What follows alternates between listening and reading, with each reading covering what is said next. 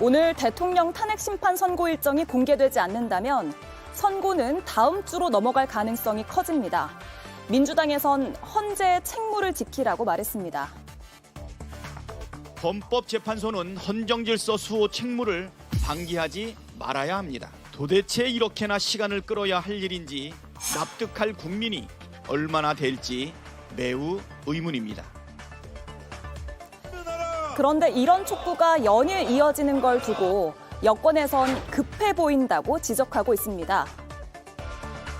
지금 민주당이 8.8km 걸으면서 매일 8대 0으로 탄핵 인용을 기원하는 주술을 하고 있는 것이나 이재명 대표가 최상목 권한대행을 향해서 길거리 다닐 때 조심하라고 그런 험한 말을 내뱉는 것이나 지금 민주당이 얼마나 급하고 답답한지를 국민들께서도 아실 것이라고 생각합니다.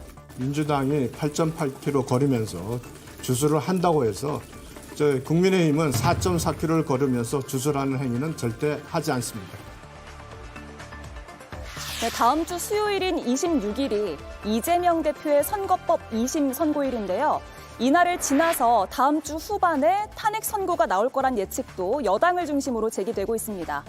다만 8년 전 박근혜 전 대통령의 선고 일정 공지는 저녁 5시 40분쯤 나왔습니다.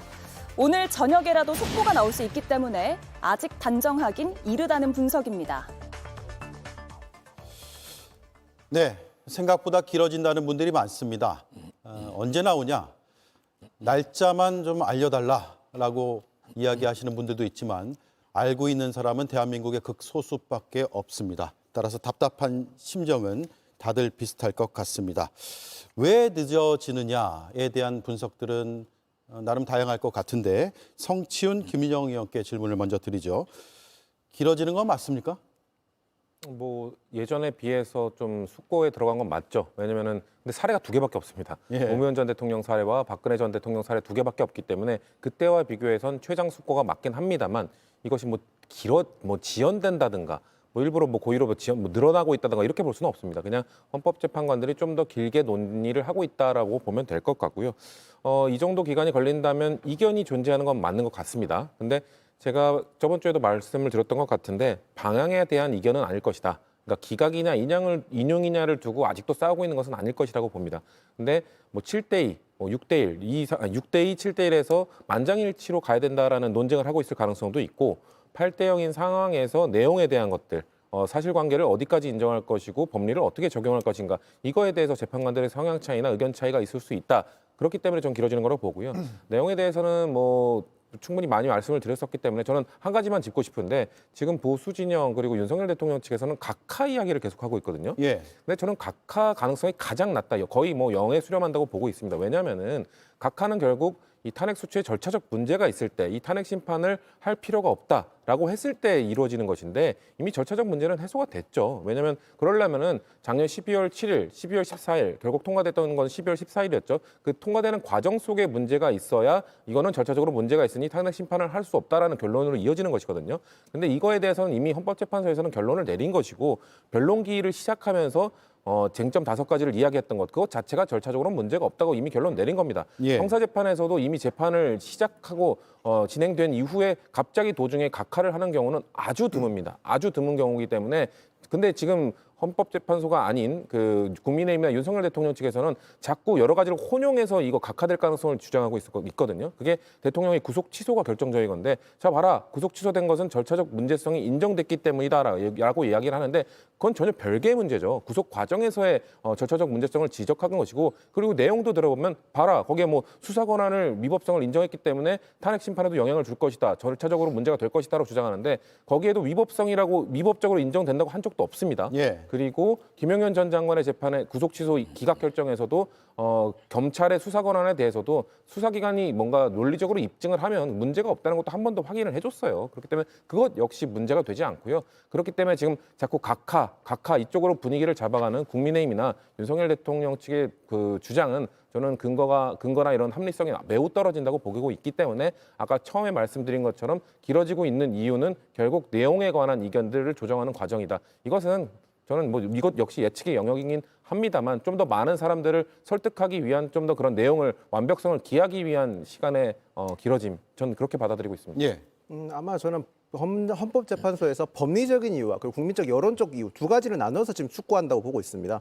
법리적인 이유는 12.3 계엄 내란 사태를 관련해서 사법부의 첫 판결이 헌법재판소에서 나타나게 됐거든요. 그러면 헌법재판소는 지금 현재 원래 절차적 정당성을 할 수 있는 검찰 조서가 피의자가 동의하지 않은 검찰 조서까지 사실관계로 인정해줬습니다. 훗날에 있을 형사소송에서 내란 혐의에 대해서 형사소송에서 진행되는 과정에서 헌재가 인정한 사실과 다른 사실이 만약에 형사소송에서 이루어진다면 헌재가 내린 결론에서 심각한 절차적 하자가 있을 수 있기 때문에 헌법재판소에서는 헌법재판관들이 굉장히 숙고해서 지금 하나하나 검토하기 때문에 시간이 오래 걸린다고 저는 보고 있고요.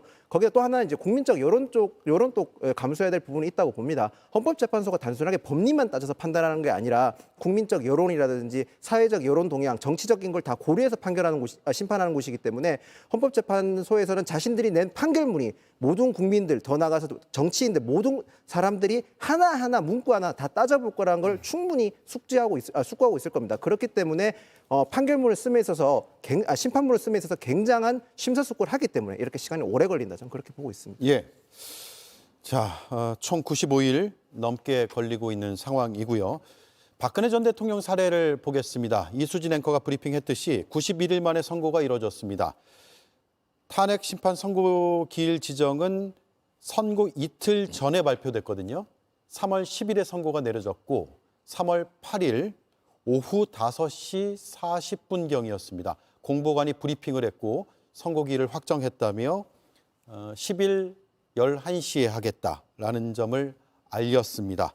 따라서 이걸 보면 오늘도 지금 5시 넘었다고 해서 가능성이 없는 것은 아니라는 말씀 드리고 방송 중에도 일정이 발표될 가능성이 완전히 닫혀 있지는 않다라고 말씀을 드리겠습니다. 2017년 이맘때쯤 기사를 한번 볼까요? 제목을 보면 탄핵 심판 선고일은 물음표 헌재 오늘 운명의 날 발표할까? 하지만 이날 발표하지 않았고요. 헌재 탄핵 심판 평의 종료 선고 날짜 발표 없어. 오늘도 탄핵 심판 선고 일정 안 밝힌 헌재 이유는 이렇게 답답한 심경을 담은 기사들이 꽤 많이 보도가 됐고요. 선고 하루 전에도 기일 공지가 가능하다라는 기사도 있었고 국민 모두의 관심사 선고일 오늘은 나오나? 라고 당일날 그러니까 선고 기일이 발표되는 그 당일날 기사들의 제목들도 이렇게 있었습니다. 그리고 속보로 10일 오전 11시 선고가 된다라는 점을 밝혔죠. 그때 기억이 잘 남아있는 김보희 위원께 질문을 드릴게요. 오늘도 기다려 봐야겠죠? 제가 가능성이 닫히진 않았다라는 표현은 부적절한 표현은 아니죠. 왜 3.1운동 때 얘기 좀 해달라고 그러시죠? 예. 일단 오늘 방송 중에라도 저는 속보가 나오길 기대합니다. 저희가 6시까지 방송하잖아요. 그 사이에 선고기일 지정 속보가 나왔으면 좋겠고 예. 참 답답하죠. 보면 주변에 아픈 사람들이 많습니다. 지금 광화문에서 단식하는 분 그리고 매일 거기까지 걸어가는 민주당 의원들 삼보일배를 하고 또 절박한 신경을 담아서 1만 배를 하고 있는 조국혁신당 의원과 당직자들 예. 모두가 마음은 한쪽을 향하고 있을 겁니다. 저는 늦어도 너무 늦어지고 있다. 이미 제가 한 2주 전 방송 때부터 한 주만 참읍시다. 그다음에는 이번 주에 결론 날 것 같습니다라고 얘기했는데 계속 거짓말쟁이가 되고 있습니다.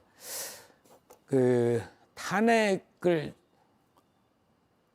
반대하시는 분들은 거리에서도 그렇고 국민의힘 의원들도 그렇고 굉장히 거친 언사를 합니다. 헌법재판소를 부숴야 한다.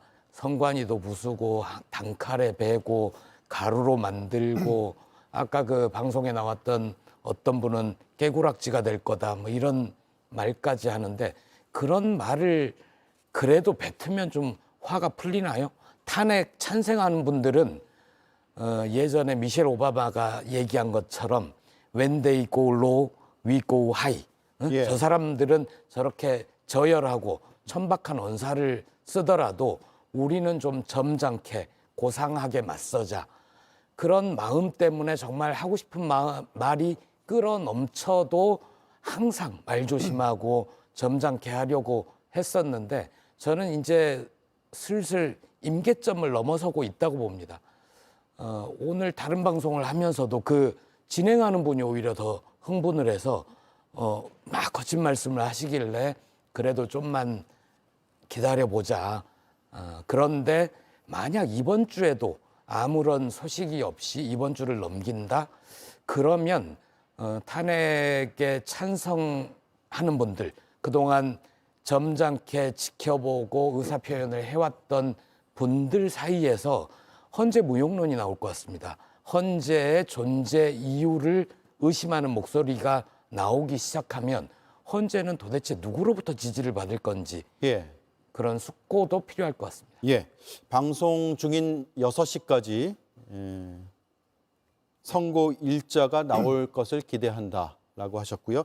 김보희 의원은 6시까지고요. 저는 6시 30분까지이기 때문에 저는 30분 더 기다릴 수 있습니다. 이긴 의원님. 네. 오늘 발표가 넘어가면, 그러니까 오늘 넘겨버리면 다음 주로 미뤄지는 것 아니냐라는 해석들도 있거든요. 그렇죠. 인정하기는 싫지만 그럴 가능성이 없지는 않습니다. 일단은 헌법재판소가 다양한 요소를 고려를 할 텐데 사회적인 안전도 고려를 해서 선고일을 지정을 할 겁니다. 박근혜 대통령 때의 사례를 비춰봤을 때 탄핵 인용에 따른 사회적 혼란을 최소화하려면 적어도 이틀 정도 전에는 군과 경찰에 선고가 있을 거라는 공지를 줘야 됩니다. 박근혜 대통령 때도 그렇게 했고요. 금요일 날 선고가 나려면 방금 말씀하신 것처럼 오늘 일과 시간 중에 공지 발표가 나와줘야 되는데 그렇지 않다면 이번 주는 힘들겠다는 판단이 가능할 것 같습니다. 예. 우선은 다양한 설이 있습니다. 헌법재판관의 평의가 이렇게 길어지는 이유가 인용과 기각이 경론한다라는 경론설이 있고 또 증거 채택에 대한 이견설이 있고 또 한간에는 이재명 대표의 선고를 연계했다라는 연계설이 있는데 어디까지나 설일 뿐이고 박근혜 대통령 때도 다양한 설이 있었지만 전부 다 틀렸습니다. 사실 모두의 각자의 주장이기 때문에 믿을 건 그냥 헌법재판소의 판결 그리고 길어지는 기간이라고 볼 수 있겠는데 어저께 단독으로 보도된 어떤 매체의 내용을 보면은 헌법재판소 관계자가 아직까지 8명의 재판관들이 수기의 과정을 지나고 있다라고 한 것 아닙니까? 평결까지 가지 못했고 여전히 평의 그리고 이견을 조율하는 중이라고 보도가 됐는데 그게 사실이라면 이번 주를 넘기는 것은 맞는 것 같고 아마 다음 주 정도엔 나오지 않을까 싶습니다. 예. 그런데 이게 이렇게 길어질 일인가 싶습니다. 사실 재판관분들도 저희와 똑같은 사람일 것인데 그럼 똑같이 5대0 라이브 프로그램도 볼 거고 이른바 유튜브도 볼 거라서 계엄 당시에 군이 국회에 들어갔었던 장면들도 보셨을 거고 또 전시사변이 아닌 또 위법한 계엄이라는 걸 알 텐데 이게 이렇게 긴 평의를 거쳐야 되는 일인지는 참 사뭇 궁금해지고 의문점이 드는 부분입니다. 예. 어쨌든 조속하게 헌법재판소가 사회적 혼란을 수습하기 위해서 빨리 선고를 해주기를 바랍니다. 예. 헌법재판관들은 5대0 라이브 안 보셔도 되고요. 그 시간에 빨리 평의를 하셔서 결론을 내리시면 좋을 것 같습니다. 일각에서, 아주 일각에서는 3월을 넘길 것이다, 4월로 넘어갈 것이다라는 추측까지 하고 있는데 문영배, 이미선 재판관의 퇴임이 있기 때문에 그 시점에 거의 임박해서 할 것이라는 추정, 가능성이 있다고 보세요? 그러니까 저도 희박하다고 보는데 그런 이야기가 나오는 이유는 2017년 박근혜 전 대통령의 탄핵 선고가 나왔던 시점이 그 당시 이미선 재판관의 퇴임 직전이었기 때문에 역시 데드라인을 그 정도로 정해놓고 충분히 논의를 하지 않겠느냐라는 추측인 것 같은데요. 그때랑 상황이 좀 다릅니다. 왜냐하면 그 당시에는 9인 체제로 가다가 박한철 헌법재판소장이 일단 먼저 퇴임을 했고요. 그 다음이 이미선 재판관의 퇴임이었거든요. 예. 그렇기 때문에 8인 체제에서 7인 체제로 넘어간다고 하더라도 7인 체제로서는 그 합법적으로 뭐 판결을 내릴 수 있습니다. 근데 만약에 4월 18일이 넘어가게 돼버리면 지금 8인 체제에서 6인 체제가 돼버리거든요. 그렇게 되면 판결을 못 내립니다. 그렇게 되면은 지금 권한대행 체제로 그냥 영영 계속 대한민국이 그냥 혼란 속으로 빠져 들어갈 가능성이 있습니다. 그렇기 때문에 그 4월 18일 데드라인으로 결정해놓고 뭔가 논의를 하고 있다? 이건 너무 위험한 얘기이기 때문에 충분한 숙고를 거칠 수는 있지만 데드라인을 4월 18일로 하진 않을 것이다. 그리고 아까 말씀드린 것처럼 이견은 있을 겁니다. 근데 그거에 대해서 마냥 평행선을 달리는 상황 속에서 우리가 계속 얘기해도 되지라고 생각하지는 않을 거예요. 그렇기 때문에 헌법재판관들 역시 우리가 그래도 어느 정도까지 가서 이때까지 결론이 안 나면 그때는 뭐 표결을 하든 결론을 내리자라는 데드라인 분명히 있을 겁니다. 그렇기 때문에 그게 뭐 이번 주, 뭐 다음 주까지 갈 수도 있고 뭐 4월 초까지 가능성, 뭐 이거 다 어디까지나 예측의 영역이기 때문에요. 그렇기 때문에 다만 저는 방금 말씀드린 이 논리 때문에 4월 18일에 임박해서 하는 거는 헌법재판관들도 위험하다고 느낄 것이다. 막판에 갑자기 뭔가 이견이 돌출돼 버리면은 그걸 넘길 가능성은 철저하게 배제해야 되거든요. 그렇기 때문에 좀 그것보다는 안정적으로 데드라인을 정할 것으로 전 보고 있습니다. 예, 말씀 중에 이미선 재판관 말씀하셨는데 이정미 당시의 권한 얘기죠? 예. 저희가 짚어드리고요. 오늘 나온 여야 원내대표의 입장을 차례로 한번 보겠습니다. 페이스북에 박찬대 민주당 원내대표가 글을 올렸는데요. 국민께서는 헌재의 판단을 기다릴 만큼 기다렸고 참을 만큼 참았습니다. 조속히 윤 대통령 선고기일 지정 파면해야 된다. 선고기일도 지정하고 파면 결정도 내려야 된다라고 밝혔고요. 권성동 국민의힘 원내대표는 윤 대통령의 탄핵 심판은 저희가 희망하는 것은 탄핵 기각이다라고 발언을 했습니다. 파면이냐 기각이냐 양쪽이 완전히 엇갈리고 있고 민주당에선 조속히 좀 결정해달라고 촉구하고 있습니다. 아마도 지지층 혹은 국민들의 그 심정을 대변하는 것이겠지만 또 한편에서는 헌재를 정치권에서 재촉한다라는 비판도 일각에선 있어요. 입장을 차례로 들어볼까요? 일단 민주당 입장은 이렇게 국정 공백이 길어지는 것이 국민들에게 가장 안 좋기 때문에 최대한 빨리 나와야 된다는 말씀을 드리는 게 있고요. 그리고 민주당은 사실 헌법재판소의 판결이나 이런 거에 대해서 사실 최근까지는 압박을 해오지 않았었습니다. 근데 윤석열 대통령의 이 구속 취소가 인용된 이후에 석방된 이후에 탄핵을 바라는 분들의 마음이 상당히 불안감이 커지고 있는 상황이었고 그리고 그 국민들께서 민주당은 왜 이걸 예측하지 못했는가, 왜 막지 못했는가, 탄핵 심판 이거 괜찮은 건가? 라고 하면서 민주당에 많은 질책들을 해주셨기 때문에 그 이후에 사실 민주당은 또 장애투쟁에도 나서고 다양한 방식으로 민주당이 할 수 있는 걸 최대한 다 보여드리고 있는 상황 맞습니다. 근데 말씀하신 것처럼 뭐 지금 헌법재판소를 너무 압박하는 것은 여야 모두 국민들이 보시기에 뭐 안 좋은 모양새일 수 있다라는 지적 저희도 받아들일 수 있다고 생각을 하고요. 근데 그렇기 때문에 최대한 저희 지지층에서는 계속 불안해하고 계시기 때문에 어떤 방법으로 그분들을 불안감을 잠재울 수 있을 것인가 그런 거에 대한 고민도 당이 좀 같이 하면서 최대한 그분들과 함께하면 결국 거리에 나가는 건 끊을 수 없다고 생각하고요. 그분들과 함께하면서 불안감을 잠재워 주는 것이 우리의 뭐 헌법재판소를 향한 뭐 메시지나 이런 것들을 조금 더 수위를 낮출 수 있는 유일한 방법이기 때문에 그거에 대한 고민을 당에서도 하고 있다는 말씀을 드리겠습니다. 예.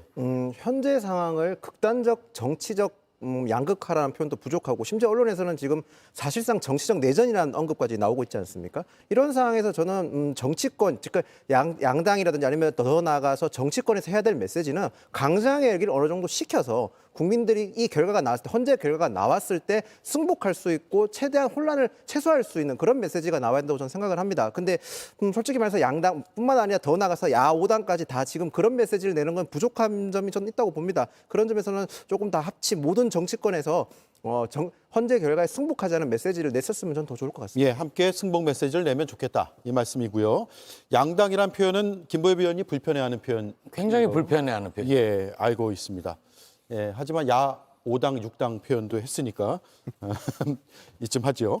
자, 여당에서는 이런 주장도 나왔어요. 국민 저항 때문에 평의가 길어진다라는 건데 강승규 의원의 발언을 듣고 신빙성 있는 발언인지 한번 따져보도록 하죠.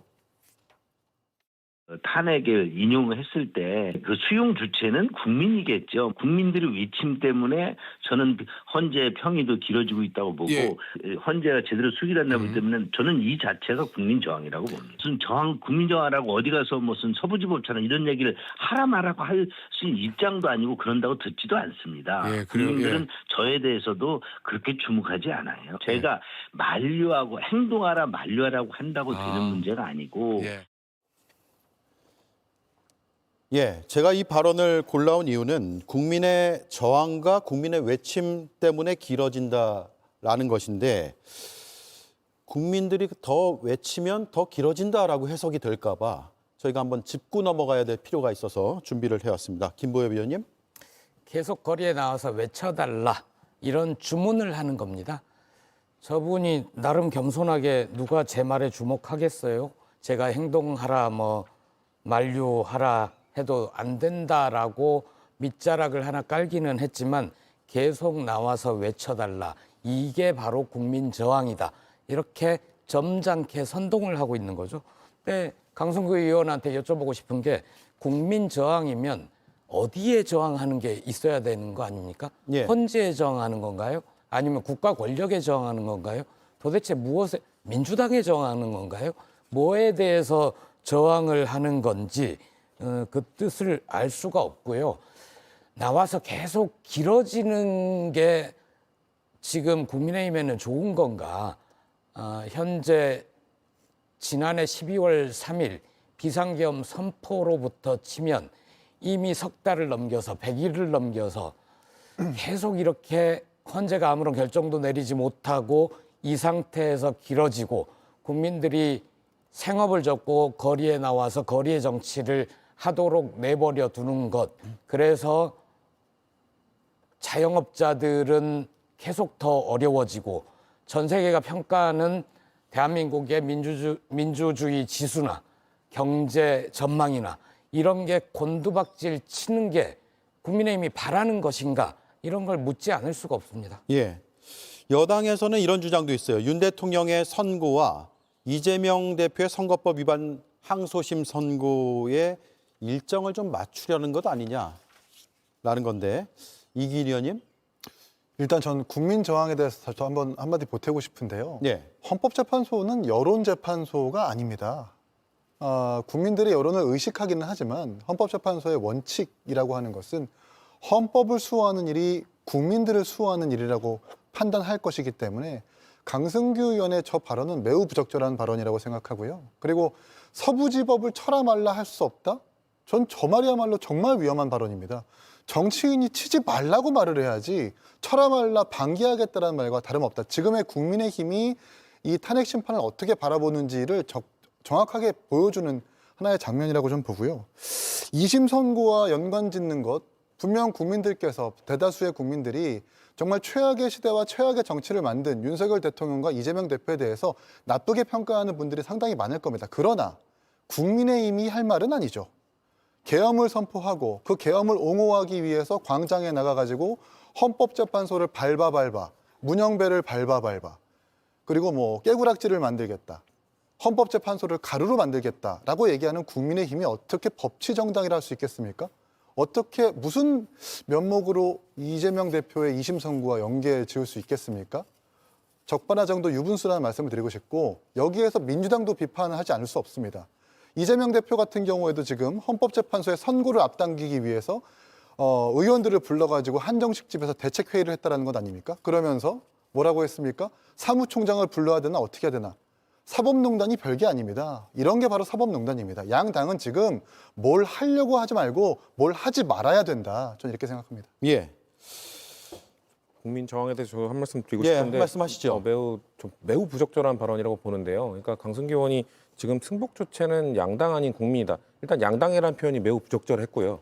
그리고 국민에게 떠넘기는 겁니다. 이거 그럴 거면 국회의원 왜 하시는 겁니까? 그러니까 국회의원의 역할이라 함은 국민들이 승복을 못하겠다는 마음을 먹고 있더라도 뭔가 그들을 설득하기 위해서 본인의 지지층들에게 욕을 먹더라도 미움받을 용기를 갖고 그들을 설득하기 위한 노력을 하도록 배지를 달아주고 국회의원이라는 자리를 준 것인데 그것을 우리가 만약에 승복 안 하면 우리 책임이 아니라 국민들 탓이야. 국민들이 그들이 주체이기 때문에 그들이 저항하고 그들이 승복 못한 걸 우리가 어떡하라는 거야. 이렇게 무책임한 발언이 어디 있습니까? 그렇기 때문에 강승규 의원이 되게 뭔가 자존감이 낮은 것처럼 뭔가 저런 식으로 의미를 낮추면서 발언을 하셨지만 매우 부적절한 발언이고 저는 발언에 대해서 유감 표명과 사과를 하셔야 된다고 생각합니다. 예. 다른 의견은요? 물론 강승규 의원이 지금 저희 당 국민의힘 의원이긴 하지만 저 지도부에서 명확하게 지금 헌법재판소의 판결을 승복해야 된다는 얘기를 분명히 냈다는 점을 말씀 한번 드리고 싶고요. 강승규 의원 또 아무래도 본인의 지지층이나 본인이 지금 메시지를 받는 분들의 메시지를 대변하다는 과정에서 좀 거친 언행이 나왔다고 저는 그렇게 봅니다. 예. 자, 이런 가운데 윤 대통령 탄핵 심판 변론 때 개몽됐다라는 발언을 했던 김계리 변호사가 어제 헌재의 모습을 드러냈는데요. 박성재 법무부 장관의 탄핵 심판 첫 변론을 앞두고 정청래 탄핵소추 위원장이 취재진을 만나서 인터뷰를 하는 그 순간에 지나가는 장면이 영상으로도 사진으로도 찍혔습니다. 한번 보시죠.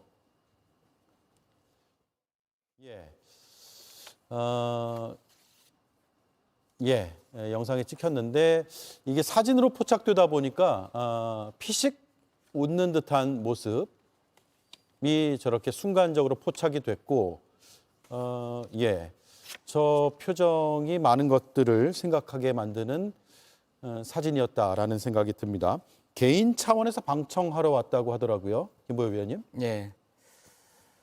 개인 차원으로 방청을 하고 어제도 탄핵 관련된 재판이 있었으니까 법무장관 거기에서 민주당 국회 쪽 소추인단이 어떤 주장을 하는지 공부하러 왔을 수도 있습니다.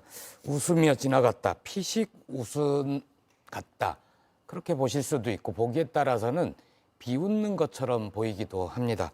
저분이 개몽되신 분이어서 그동안 세상을 잘 못 보고 있다가 윤석열의 비상계엄 선포 이후 드디어 세상에 눈을 뜨고 개몽된 분이어서 이제 세상에 주목을 받지 않습니까? 어항 속의 물고기처럼 투명하게 모든 게 보이는 분인데 언행에 주의를 하실 필요가 있을 것 같고요. 재판 중에도 헌법재판소 재판 중에도 저분이 뭔가 중얼거리는 듯한 장면이 잡힌 적이 있습니다. 그때 마치 그 입모양을 보고 인터넷 커뮤니티에서는 누가 어떤 발언을 하는데 거기에 욕을 하는 거 아니냐 이런 식의 해석도 묻고 그래서 늘 조심하실 필요가 있겠다 조언 드립니다. 예, 이재명 대표가 오늘 최상목 권한대행을 향해서 현행범으로 체포될 수 있으니 몸조심하라라고 발언을 했습니다. 정치권 내에서 여러 견해 또 비판들이 나왔는데요. 그 발언부터 들어보겠습니다. 국회가 추천하면 대통령은 임명하도록 돼 있고 그게 의무라고 하는 사실을 헌법재판소가 확인까지 했는데 지금까지 안 하고 있습니다. 직무유기의 현행범입니다. 최상목 대통령 직무대행은 지금 이 순간부터 국민 누구나 직무유기 현행범으로 체포할 수 있기 때문에 몸조심하기 바랍니다. 예, 국민의힘에선 격한 비판을 쏟아냈습니다. 들어보시죠. 거대 야당 대표의 입에서 나올 수 있는 발언인지 IS와 같은 테러리스트가 한 말이 아닌지 잠시 착각했습니다. 이것은 명백히 자신의 지지자들로 하여금 테러를 저지르라고 부추기는 불법 테러 선동입니다. 계속해서 체포 운운하고 정말 최상목 권한대행에 대해서 위해를 가할 그런 뜻을 표시하면은 그때 가서 법적 조치도 검토하겠습니다. 네, 이재명 대표 본인도 방탄복을 입고 최고위에 나왔고요. 신변보호를 받고 있는 와중입니다. 테러에 대한 여러 제보가 있었다라는 것이 당에서의 그동안 설명이기 때문인데 발언에 대한 분석을 한 번씩 해보죠. 김은영 의원 먼저 드리겠습니다. 지금 정치적으로 굉장히 민감한 시기지 않습니까? 살얼음판이라는 표현도 부족할 만큼 굉장히 민감한 시기에 누가 봐도 이재명 대표의 발언은 굉장히 부적절했었습니다. 특히 몸조심하라는 표현 자체가 어디 저희가 정치권에서 흔히 쓰이는 언어도 아니고 어디 뒷골목에서나 쓸 수 있는 뒷골목에서 협박할 때 쓰는 언어지 않습니까? 이런 언어를 지금 시기에 민감한 시기에 이런 말을 했다는 것 자체는 어떤 사태, 어떠한 변명으로도 좀 부족하다고 생각을 합니다. 흡사 본인이 그런 의도가 아니었다고 주장하더라도 지금 시점에서는 어떻게 비춰지는지도 굉장히 중요한 시기입니다. 국민들 입장에서는 저 발언 절대로 용납할 수 없는 거고 거기다가 이재명 대표가 저런 거친 언행을 해서 구설수 올랐던 게 이번이 처음이지 않습니까? 처음 했을 때는 실수라고 할 수 있지만 저것이 반복된다면 그건 실수가 아니라 평소 본인이 가지고 있는 생각이라는 점에서 비판을 안 할 수가 없는 상황입니다. 예, 성신 의원요. 뭐 일단 발언에 있어서는 부적절함이 저도 있었다고 인정을 합니다. 근데 권성동 원내대표가 저 IS와 같은 테러리스트 저는 그 단어 듣자마자 떠오르는 분은 전한길 씨와 정광훈 씨거든요. 그분들에 대한 발언은 한 번도 자중시키거나 제안을 한 적이 없으면서 갑자기 이 발언 하나 갖고 저렇게 침소봉대하는 것은 참 우습다라는 말씀 드리고 싶고 최상목 권한대행은 하루 종일 저는 24시간 비판을 받아도 마땅하다고 생각합니다. 왜냐하면 지금 최상목 권한대행이 하고 있는 행위는 대한민국의 사법 시스템, 헌법 시스템을 무너뜨리는 행위거든요. 아주 안 좋은 악례로 나중에 활용될 수 있는 아주 심각한 문제를 저지르고 있습니다. 다만 이재명 대표가 본인도 테러의 위협을 받고 있고 그렇기 때문에 방탄복도 착용하고 있는 상황에서 몸조심하라고 했던 단어는 저는 실수하신 거라고 생각을 하고요. 그렇기 때문에 이거에 대해서 뭐 유감 표명이나 진위는 다른 것이었다. 뭔가 지금 빨리 이 헌법 세계 시스템을 무너뜨리고 있는 행위를 멈춰라라는 메시지를 던지고 싶었다라고 유감 표명 한번 해주시는 게 좀 오해를 불식시키는 그런 길이 되지 않을까 그렇게 말씀드리고 싶습니다. 예, 이기인 의원은 어떻게 들으셨습니까? 저는 성치훈 의원님의 참 감사하고요. 저렇게 합리적인 목소리가 정치권에 있어야 된다. 특히 민주당 내에서도 저런 목소리가 있다는 것에 대해서 좀 존중을 합니다. 이재명 대표 같은 경우는 지금 본인 공당에서 운영하는 민주파출소의 소장이어서 그런지 아니면 과거에 검찰을 사칭했었던 전력이 있어서 그런지 모르겠지만 아무리 직무유기의 현행범이라고 판단한다 하더라도 국민들한테 체포가 가능하다고 말하는 것은 매우 부적절하죠. 만약에 정말 국민들이 최상목 권한대행을 밖에서 보고 체포한다면 본인처럼 사칭 전력이 생기는 겁니다. 정말 위험한 발언이라고 생각하고 그렇지만 안 된다는 말씀을 드리고 싶고 이재명 대표의 저 발언을 보면서 전 윤석열 대표의 체포영장 집행 당시 그 장면이 떠올랐습니다. 그 당시에 윤석열 대통령 피청구인과 변호인단 뭐라고 했습니까? 공수처의 영장 불법이다. 지금부터 변호인단과 시민들이 공수처를 체포할 수 있다고 발언했다가 난리 난 것 아닙니까? 망언이라고 우리도 비판했고요. 그 논리와 뭐가 다릅니까? 이러니까 국민들이 윤석열 대통령의 왼쪽 데칼코마니는 이재명 대표다라고 평가하는 것 같습니다. 예, 김보엽 의원님. 최상목 권한대행이 지금 위헌 상태를 이어가고 있잖아요. 한 번 위헌을 한 것과 하루하루 위헌의 탑이 쌓여가는 것, 그거는 나중에 죄과를 따질 때 달리 판단할 수 있을 겁니다. 이재명 대표의 저 발언, 논리적으로는 문제가 없습니다. 최상목 대행이 지금 위헌을 이어가고 있고 현행범 체포도 실제로 가능합니다. 그런데 현실성이 없죠. 대통령 권한대행이기 때문에 경호가 철저하게 붙을 거고 어떤 국민이 아무리 법을 어기고 있다고 해도 그게 폭행이나 살인이나 이런 범죄가 아닌 한 현행범 체포를 할 리가 없죠. 예. 그래서 저는 좀 부적절하다고 생각을 하고 저는 오히려 이 말이 어떤 배경과 맥락에서 나왔을까 이걸 고민을 해봤는데 준비된 발언을 다 하고 나서 잠깐만요 한마디 더 하겠습니다 라고 얘기를 했다는 거예요. 그러니까 생각하고 있던 것이 문서 형태로 되지 않은 걸 표현을 한 거죠. 실제 문서로 표현했다면 좀 더 정제될 표현이었을 텐데 그렇지 않았다. 그런 점에서 부적절하다는 거고 지금 각종 여론조사에서 이분은 차기 국가 지도자 1순위 아닙니까? 그렇다면 좀 더 안정감 있는 모습을 보여줄 필요가 있다. 또 하나는 이 발언 자체가 오히려 마은혁 재판관 임명을 강하게 촉구하는 거잖아요. 그렇다면 저 같은 사람은 이걸 들으면 혹시 민주당은 지금 헌법재판소에서 선고가 늦어지고 있는 이유가 뭔가 만족스럽지 않은 결정이 나올 가능성이 있어서 그런 거 아닌가? 이런 불안감을 갖게 되거든요. 그런 점에서도 하지 않았으면 좋았을 발언이다. 그렇게 봅니다. 예, 논리적으로 틀린 말은 아닌데 발언 자체가 표현도 그렇고 적절치는 않았다. 다만 본질은 최상목 권한대행이 헌재 결정을 수용하지 않는 것에 있다. 이 말씀으로 정리를 하겠습니다. 자, 이렇게 첫 번째 이슈를 정리하고요. 이수진 앵커가 브리핑을 이어가겠습니다. 육군은 지난해 12월 시신을 임시 보관한 영연백을 3,000개 넘게 실제 구입했습니다.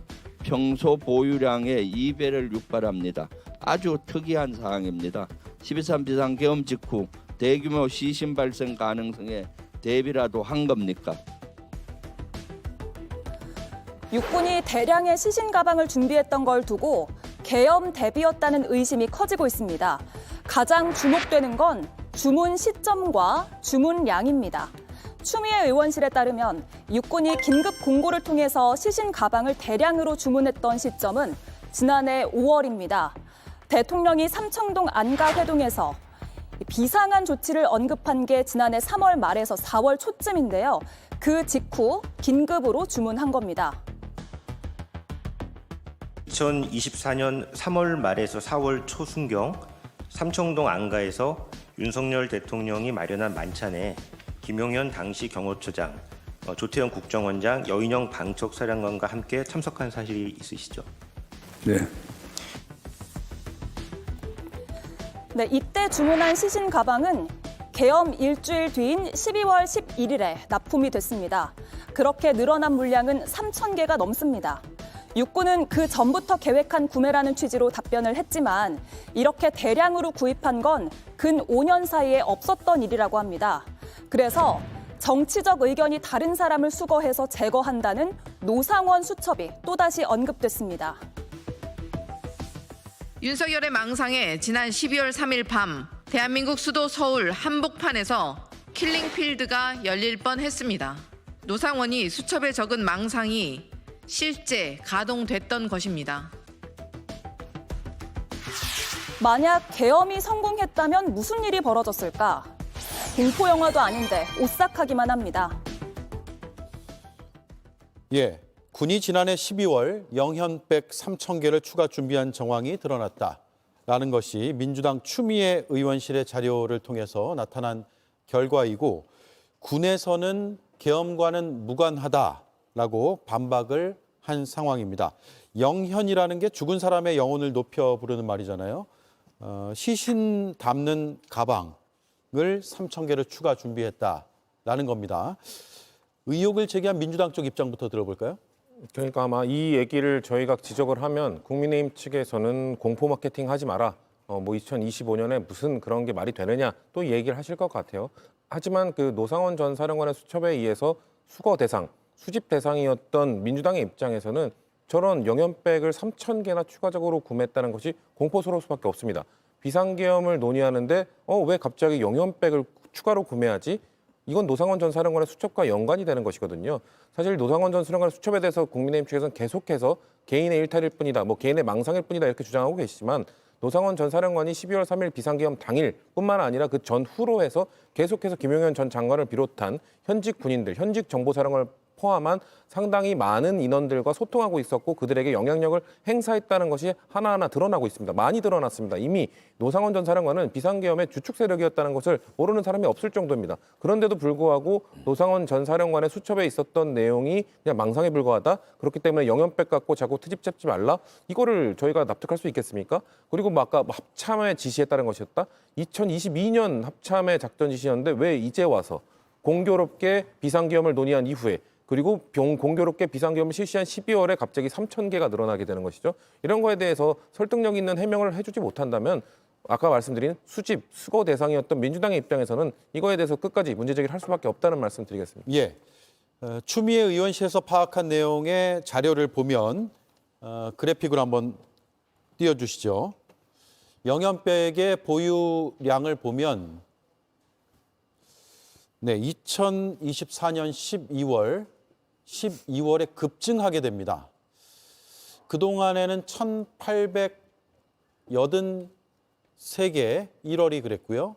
11월까지 거의 1,800개 단위로 보유를 하고 있었는데 12월에 3,116개가 늘어서 4,940개를 보유하게 됩니다.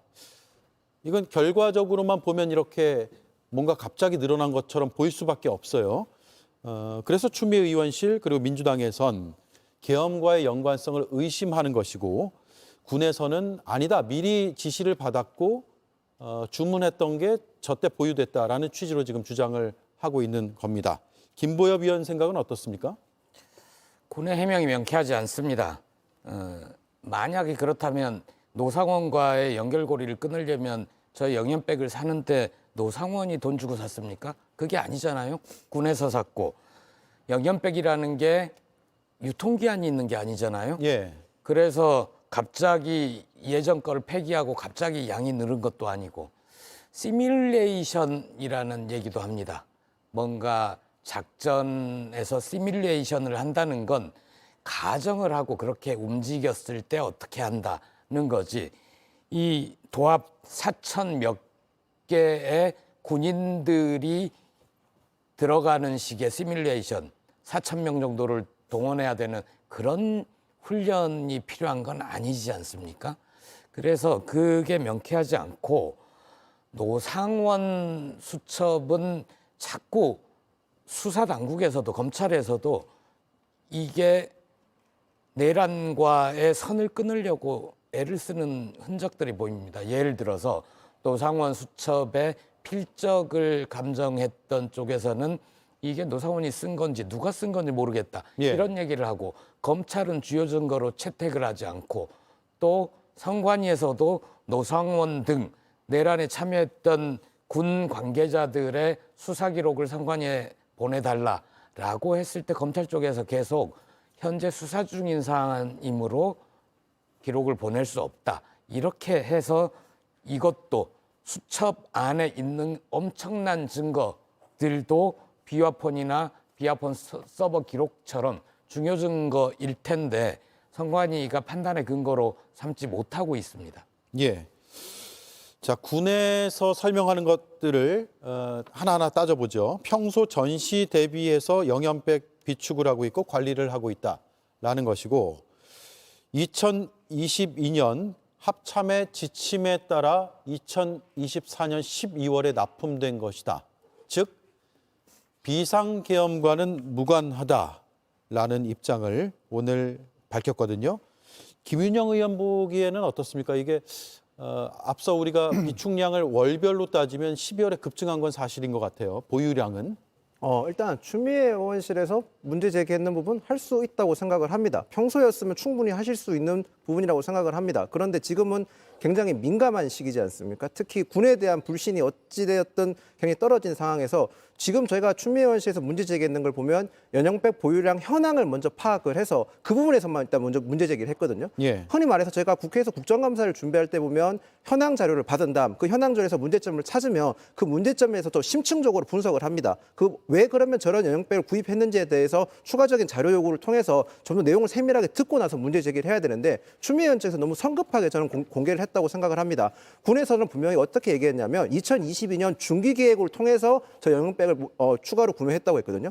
저희가 흔히 말해서 중기계획이라고 하면 5년 단위 계획을 세워서 중기와 단기 계획 사이에서 성립된 계획입니다. 그러면 2022년에 중기계획이 성립했던 중기계획에 대해서 추미애 의원실에서는 먼저 그 중기계획을 확인했었어야 됩니다. 그 내용까지 확인한 다음에 충분히 문제 제기를 했었어야만 저는 저 내용에 대해서 더 신빙성을 가질 수 있고 더 나아가서 국민들께서도 좀 더 덜 불안해하면서 저 상황을 볼 수 있다고 저는 보는데 지금 상황에서는 지나치게 너무 비약해서 간 것 같아요. 공포 마케팅이라고 비난하는 게 아니라 예. 지금 상황에서 더 정확을 넘어서 적확하게 문제 제기를 해야 된다. 그 점을 말씀드리고 싶습니다. 말씀 중에 군에 대한 불신이 높아졌다 이 말씀하셨는데 사실 그렇지 않습니다.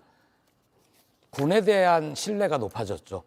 왜냐하면 총을 들고 국회에 왔던 그 군인들 갈등하는 눈빛 그리고 서강대교 넘지 마라라고 얘기했던 수방사 장교 이런 것 때문에 군에 대한 신뢰가 높아졌습니다.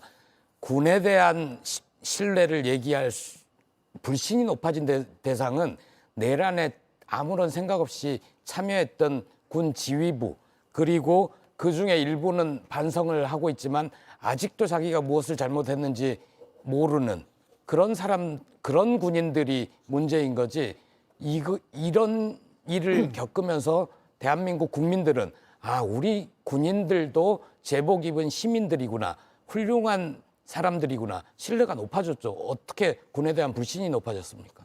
저는 일선 장병들에 대해서 얘기한 게 아니라요. 말씀하신 대로 그 일선 장병들에 대해서는 저 충분히 높게 평가해야 될 부분이 저도 있다는 점에서는 공감을 합니다만 지금 전반적으로 어쨌든 특정 계엄에 투입됐던 부대에 대한 전반적인 불신이 높아졌다는 점에 대해서 말씀을 드렸다는 점을 말씀드리겠습니다. 그리고 민주당이 이런 식으로 문제 제기를 할 수밖에 없는 이유는요. 저는 영연백을 주문하고 그리고 구매하고 비축하고 관리하고 있는 군인들은 왜 이거를 구매하고 관리하는지 모를 겁니다. 아마도 위에서 노상원 전 사령관의 명령을 받는 아니면 김용현 전 장관의 명령을 받는 그런 사람들에 의해서 지시가 내려왔으니까 구매를 했을 것이고 예. 이거 근거가 뭐래? 했을 때 아마 합참 지시가 있대. 사실은 잘은 모르겠지만 그냥 그 구매에 따랐을 뿐입니다. 명령에 따랐을 뿐인 건데 결국 이거를 왜 구매했고 왜 준비해놨고 하는 거는 이 계엄을 일으킨 주축 세력들만 알고 있을 겁니다. 그렇기 때문에 저는 이거에 대해서 군 내부에 뭐 보고서 갖고 와, 무슨 계획서 갖고 와 이래봐야 알 수 있는 것이 아니라 결국 이 비상계엄과 관련된 전 그래서 사실 윤석열 대통령이나 김용현 전 장관에 대한 압수수색 이런 것들이 이루어져야 이들이 과연 노상원 전 사령관의 수첩에 있는 내용을 함께 공유했는지 이런 여부를 알 수 있는 것 아니겠습니까? 그거에 거기까지 수사가 미치게 되고 그 조사를 자료를 확보하게 된다면 저것과 관련된 내용들도 있을 수 있다고 보기 때문에 단순히 그냥 군 내부의 그런 절차적으로 뭔가 따져봐야 알 수가 없기 때문에 저는 정치적 논쟁화 시킨 것이라고 보고 있기 때문에 아까 왜 그런 식으로 하지 않았냐는 비판은 이런 식으로 말씀드리겠습니다. 예. 저희 아무리 생각해도 좀 선회해서 해석하려고 해도 의심스럽고 공교로운 거는 맞습니다. 이 영연백뿐만 아니라 종이관도 1000개를 구입했다고 하는데 영연백은 내구 현안이 길지만 종이관은 날씨와 기온, 습도에 영향을 많이 받는 것이기 때문에 내구 현안이 상당히 짧습니다.